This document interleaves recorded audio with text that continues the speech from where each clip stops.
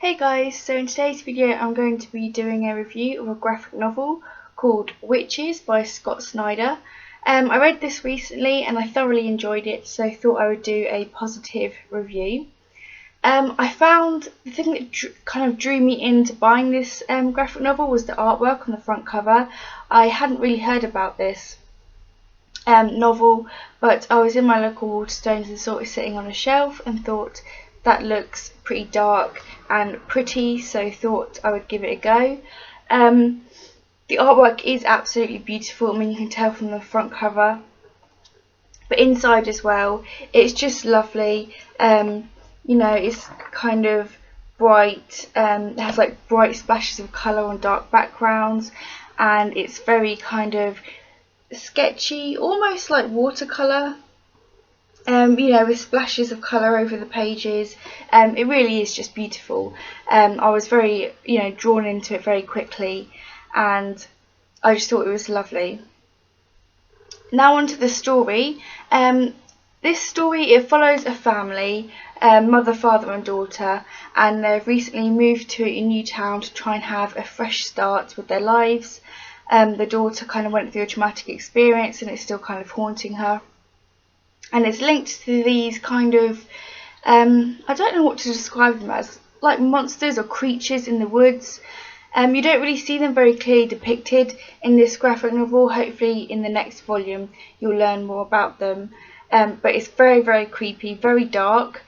What I found most interesting about this graphic novel, it wasn't the monsters or the creatures in the woods, it was actually the relationships between the family members that I found quite fascinating. It kind of focuses heavily on the father-daughter relationship, and it really, you can feel like strong emotions within this story, and by the end it's very dark and slightly unsettling.